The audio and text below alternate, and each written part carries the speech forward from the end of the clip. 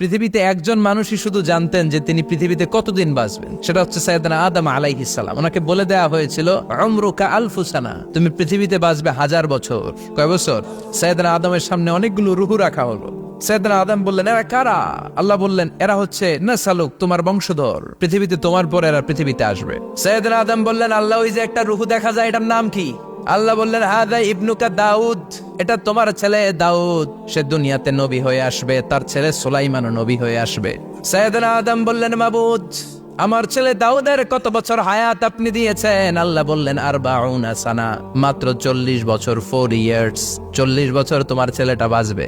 ও আল্লাহ, আমি বাঁচবো কয় বছর? তুমি বাঁচবে 1000 বছর। সুবহানাল্লাহ। সাইয়েদনা আদম বললেন, মাবুদ, এত ফুটফুটে সুন্দর আমার ছেলে দাউদ, মাত্র 40 বছর দিলেন কেন? জিদ মিন উমরিহি, বাড়ায়া দেন। সুপারিশ করতেছে পোলার লাইগা কে? বাবা। আল্লাহ আপনি বাড়ায়া দেন। আল্লাহকে বাড়ানো যাবে না, লেখা হয়ে গেছে। রুফিআতিল আকলাম ওয়া জাফফাতিস সুহুফ, কলম তুলে নেওয়া হয়েছে আর কালি শুকায় গেছে, আর কিছু করা যাবে? সাইয়েদনা আদম বললেন, মাবুদ, আমার 1000 বছর কেন দিলেন? আমার এই সুন্দর ফুটফুটে ছেলেটারে শুধুমাত্র 40 বছর কেন দিলেন? ও মাবুদ, আমার 1000 বছরের দরকার নাই, আমার 1000 বছর থেকে 60 বছর আমি আমার ছেলেরে দিয়ে দিলাম। দাউদ আলাইহিস সালাম বাঁচবে 40 বছর, তো বাপ আদম যদি আরো 60 দেয়, 40 আর 60 মিলে কত হয়? ভালো হিসাব বোঝে, হ্যাঁ, 100। আর আদম আলাইহিস সালাম পেয়েছিলেন 1000 বছর, 60 কমে গেলে রইল কত? 940 বছর পৃথিবীতে থাকার পরে মালাকুল মাউত চলে এসেছে, কারণ এটা on time. The death will come on time, it never late, কখনো দেরি হয় না। আল্লাহ বললেন, লিকুল্লি উম্মাতিন আজালুন ফাইযা জাআ আজালুহুম লা ইস্তাখিরুনা সাআতান ওয়া লা ইস্তাকদিমুন। মৃত্যুর একটা নির্ধারিত সময় আমি বেঁধে দিয়েছি, অন টাইম, অন টাইমেই চলে আসে, 1 সেকেন্ড আগেও আসবে না, 1 সেকেন্ড পরেও আসবে না। 940 বছর বয়সে মালাকুল মাউত এসে হাজির, এসে বলল, জিতু আন আকবাদা রূহাক, রূহ কবজ করতে আসছি। আদম আলাইহিস সালাম বললেন, রূহ কবজ করতে আসছো মানে? আমি বাঁচবো তো 1000 বছর। কয় বছর? মালাকুল মাউত বললেন, না না, ওই যে আগের কথা স্মরণ করেন, আপনি 60 বছর দিয়া দিছিলেন। কয় না, আমি দেই নাই, আমি আরো বাঁচুম, আরো 60 বছর পাওনা আছি, আমি দেই নাই। মালাকুল মাউত বললেন, আপনি দিয়েছেন? আদম বলে, দেই নাই। মালাকুল মাউত বলে, আল্লাহ ঘটনা দেখেন, দিয়া কয় দেই নাই। আল্লাহ কয়, থাক, কথা কইস না, আয়া পর।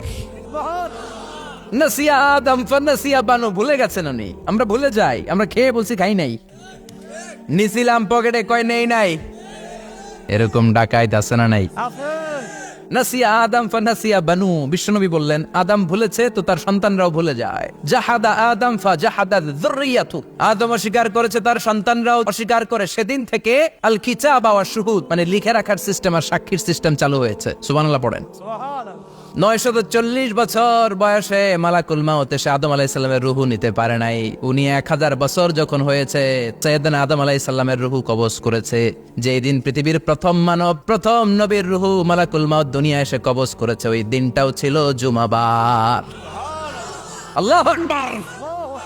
আবার বিশ্বনবী বললেন, লা তাকুমুস সাআ ইল্লা ফি ইয়াউমিল জুমআহ, ইযা যুলজিলাতিল আরদু জিলজালাহা ওয়া আখরাজাতিল আরদু আসকালাহা, ইযা রুজ্জাতিল আরদু রাজ্জান ওয়া বুসাতিল জিবালু বাসসা। কিয়ামতের দিন পৃথিবীটাকে একটা প্রকম্পন দিয়ে কাঁপিয়ে দিবে কে? মারাত্মক একটা ঝাঁকুনি দিবে আল্লাহ, পুরো পৃথিবীটা কেঁপে ভেঙে চুরে খান খান হয়ে যাবে। এই ঝাঁকুনি আর আর্থকোয়েক, ভূমিকম্প এর ঘটনাটা যেদিন ঘটবে, ওই দিনটাও হচ্ছে জুমার দিন। কারণ দিন নয়, ফিহি খালাকাল্লাহু আদম, এই জুমার দিনে আল্লাহ তাআলা সাইয়েদনা আদম আলাইহিস সালামকে তৈরি করেছে।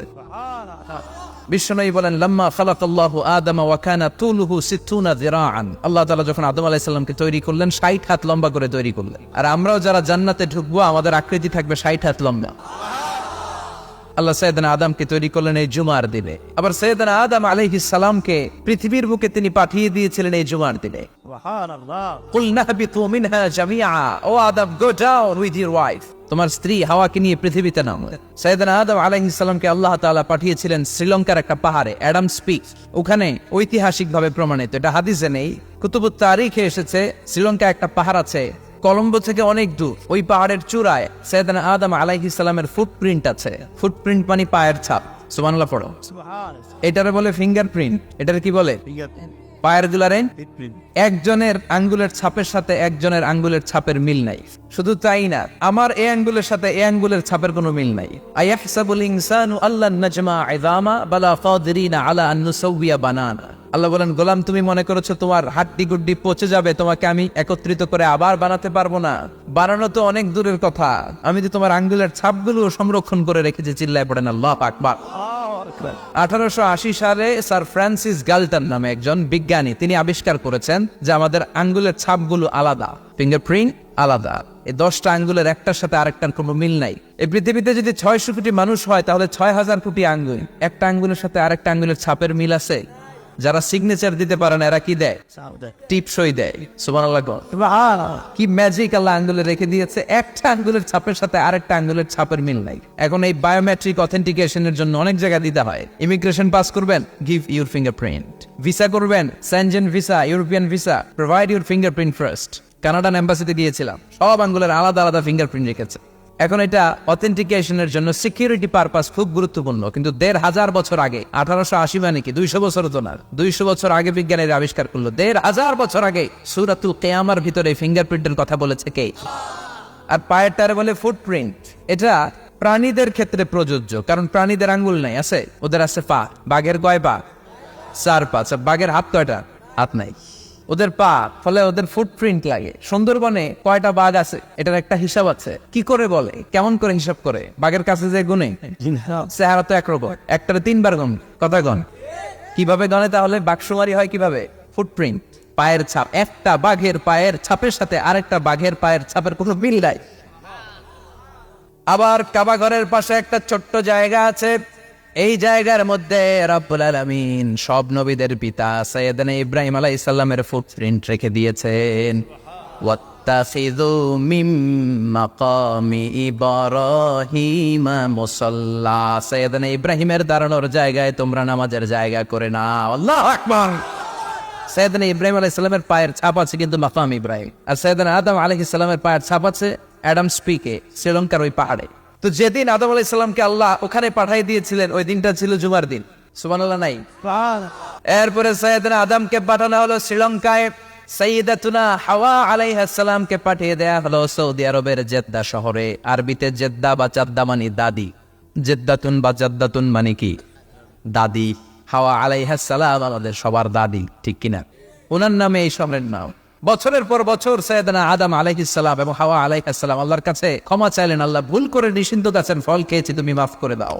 আল্লাহ বললেন, আদম কয়েকটা কালিমা শিখিয়ে দেব, এই কালিমাগুলোর পরে আমার কাছে দোয়া করো, আমি কবুল করে নিব। আল্লাহু আকবার।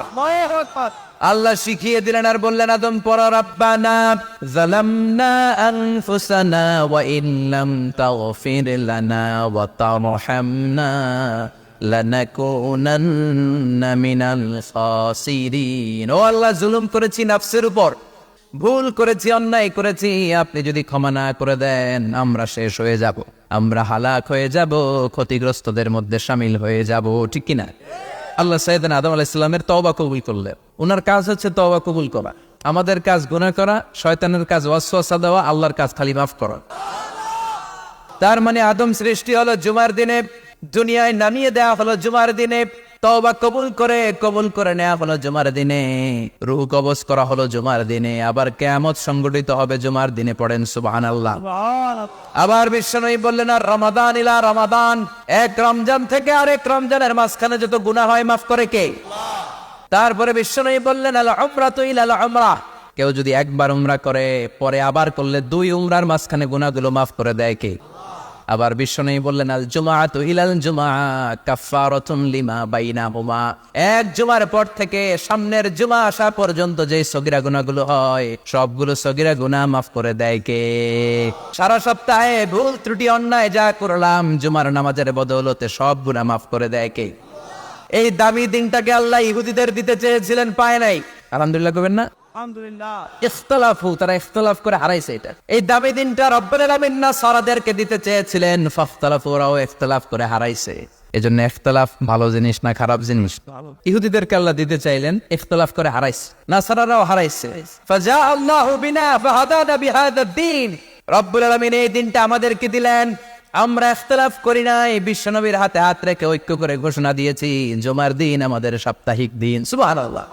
বিশ্বনবী বলেন ফাগাদান লিল ইয়াহুদ, সাপ্তাহিক আনন্দের দিন ইহুদিদের জন্য হচ্ছে শনিবার, ইয়াউমুস সাbt, ওয়া বা'দা গাদ লিন নাসারা, আর খ্রিস্টানদের জন্য হচ্ছে রবিবার, আর আমাদের জন্য হচ্ছে শুক্রবার। চিল্লায় পড়েন আল্লাহু আকবার। তার মানে জুমার দিন, জুমাবারের মর্যাদা বেশি না কম? চিল্লায় বলেন বেশি না কম? জুমার দিন সকালবেলা ফজরের নামাজের পর থেকে ফেরেশতারা যতগুলো মসজিদে জুমা অনুষ্ঠিত হয় ওই মসজিদে ঢোকার প্রতিটা দরজার মধ্যে দাঁড়িয়ে থাকে। কারা কারা আগে আগে জুমার নামাজ পড়ার জন্য মসজিদে যায়, প্রত্যেকের নামগুলো একটা জান্নাতের রেজিস্ট্রি খাতার মধ্যে তুলে নেয়। এই নামগুলো স্পেশালি আল্লাহর কাছে পাঠানোর জন্য। ডানে বায়ে সামনে পেছনে যতগুলো দরজা, প্রতিটা দরজায় ফেরেশতারা বসে থাকে।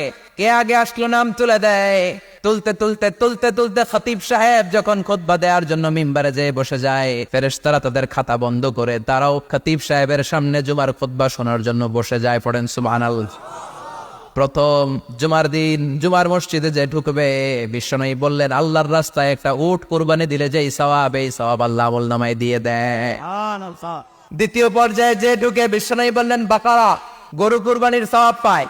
3 নম্বরে যে ঢুকবে, বিশ্বনবী বললেন কাবশা, হাদিসের ভাষায় এসেছে আল কাবাস, কাবাস মানে হলো বকরি, বকরি কুরবানির সওয়াব। 4 নম্বরে যে ঢুকবে তার হচ্ছে দাজাজা, দাজাজা মানে মুরগি। 5 নম্বরে যে ঢুকবে, বিশ্বনবী বললেন বাইদা, নোয়াখালীরা কয় বয়দা, আমরা কই আন্ডা, কুমিল্লায় কই ডিম। আছে না নাই? এক দেশের কত ভাষা, এক দেশের গালি আরেক দেশের বলি। আমরা বলি ছেলে, কুষ্টিয়ায় বলে পুত্র, আরেক জায়গায় গেলে বলে হুত, আরেক জায়গায় গেলে বলে ফোয়া। আছে না নাই? এক এলাকায় বলে বেটা ছেলে, ছেলেদেরকে বেটা ছেলে, মরদ ফোয়া, মরদ ফোয়া হইতে না, মরদ ফোয়া হবে। আহা, কি ভাষার বৈশিষ্ট্য। তো যেটারে আমরা বলি ডিম, কোথাও বলে আন্ডা, কোথাও বলে বয়দা। তো এই বয়দা আল্লাহর রাস্তায় দান করে দিলে যেই সওয়াব, পঞ্চম ব্যক্তি ওই সওয়াব পাবে। এই 5 জনের পরে আর লেখালেখি নাই, বাকিদেরটা নরমাল এন্ট্রি করে সব ফেরেশতারা খুতবা শোনার জন্য বসে যায়। সুবহানাল্লাহ। তো জুমার দিনে আগে আগে যাবেন তো?